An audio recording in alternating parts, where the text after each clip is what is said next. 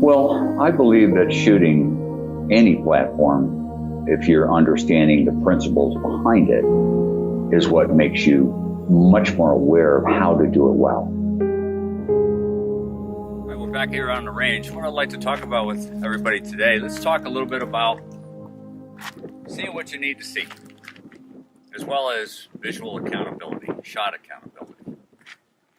When we're out there practicing, maybe shooting competition, maybe just playing with a timer, trying to throw bullets as fast as you can, it's real fun for people. They tend to train without a penalty. They just shoot the shot, and whatever happens, happens. They just get a do-over. We all know that in a situation where we're faced with a possibility in a real world or wherever, that you don't get do-overs. You have to live with the consequences of what you've done. So what I'd like to do here is talk a little bit about visual acceptability in terms of what we see versus its performance on a target. And I'm going to move back. This is a roughly 3-inch circle, and then it's surrounded by a 6-inch circle. And I'm going to use each one of these sights, pictures. Here you have properly aligned. Here you have the front sights elevated. Front sights halfway down. Front sights touching the left side. And the front sights over on the right side. So let's take this back about 8 or 9 yards. Take it back. Put my ears on. What about in here? Going to use the first sight picture there that we talked about.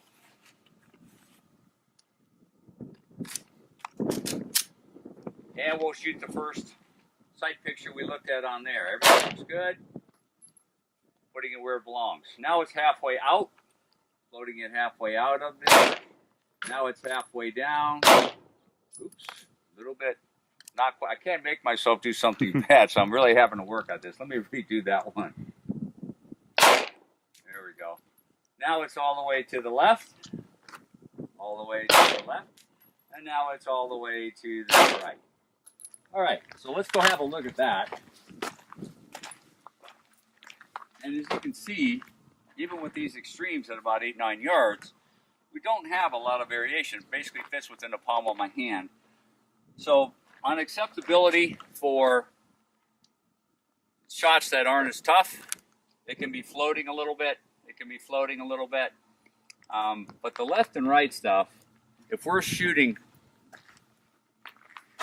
people, we want to stay on the center line of the body. This is where your major arteries go up into the neck and the brain, branch off. The heart is in here, in this region.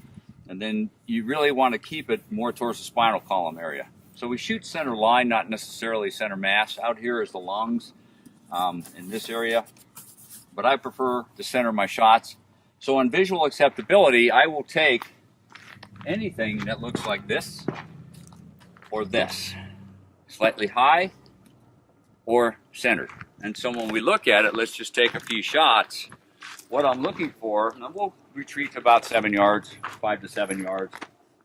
When I draw the gun, come in, that's what I'm looking to see. And I'm seeing that for each and every shot I fire. It's coming down, it's staying centered. That's my grip and my stance, helping it stay centered. But my vision, it only needs to see the sight coming back, coming back, coming back. I know it's not going over here too far. It's mostly doing this. It may stop here or be level. Now let's look at something on the other side of the extreme.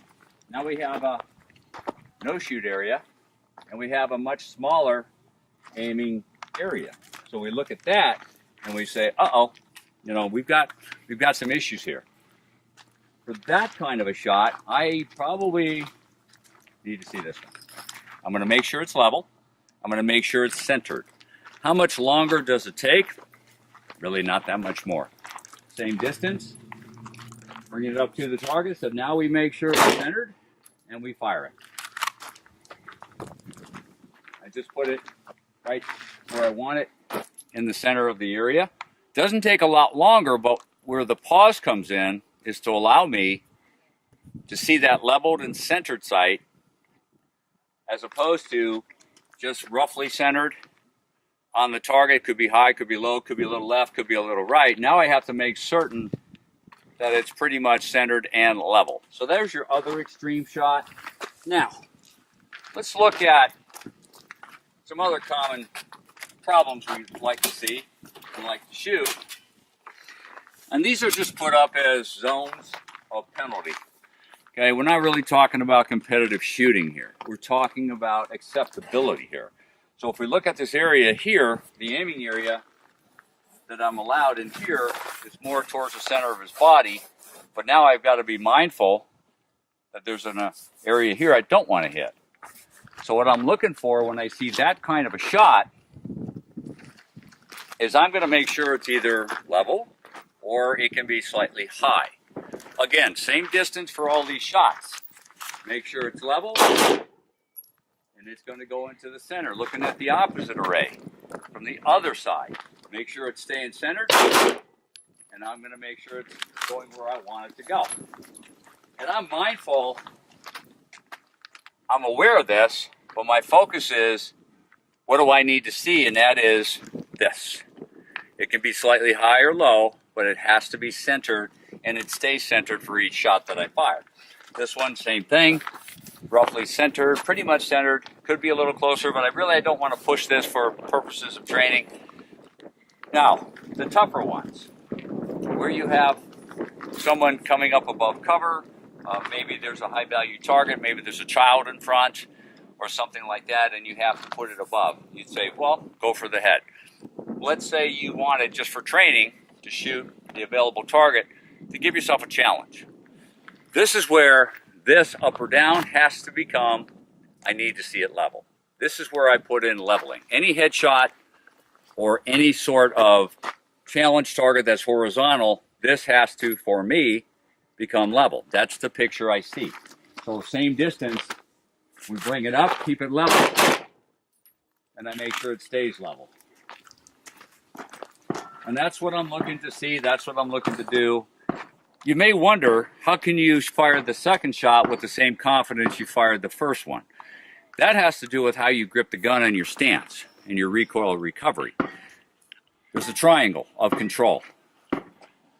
Your stance, your grip, and your trigger. Those are the hidden key elements that help you, when you see it, help you stay in control of the gun so that when you fire it, you're not moving the sights too much and you're recovering back to a second sight recovery, and you're able to fire the second shot as soon as the sight comes down because it's really not lifting that much and it's coming back to a predictable place. And you can use rhythm to help you, but basically I'm seeing this more than enough to make this shot with 110% confidence.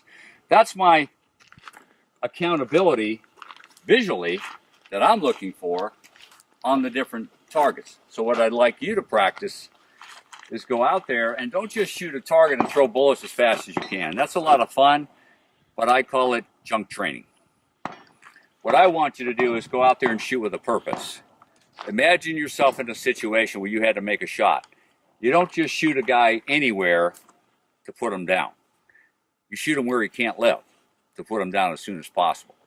And that means center line of the body, hit the major blood vessels, the organs that produce a lot of bleeding, to stop it.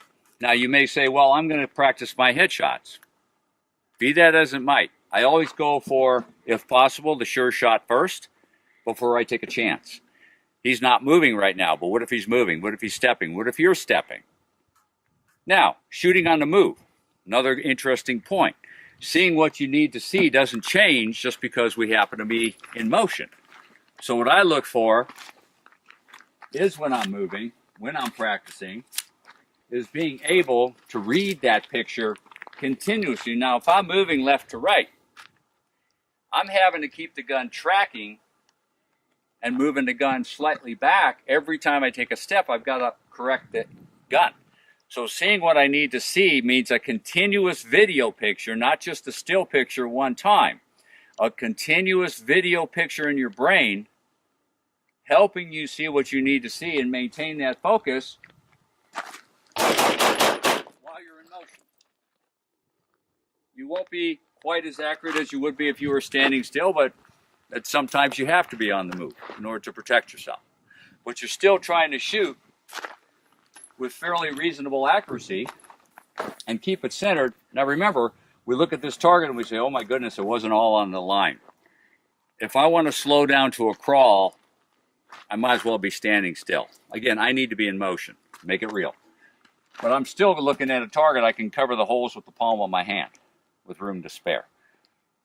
So get out there, start thinking about this, start putting it into practice. And when you dry fire, I want you to pay attention to every shot you dry fire. When it went click, what did you remember seeing? Both this as well as where was it on the target when it went click. Then when you go to the range, do the same thing. Where is it? What did I see? Where was it on the target? Break your shot, take an instant snapshot. The biggest problem I see with calling shots and seeing what you need to see is people see the sight picture at the beginning of the trigger press. They don't see it at the instant the press is finished and the gun fires. It's when the gun fires, knowing where you're seeing it on the target and what you're seeing as it fires is what we're talking about in seeing what you need to see to make the shot. I'll see you on the range next time. Let me know how you do.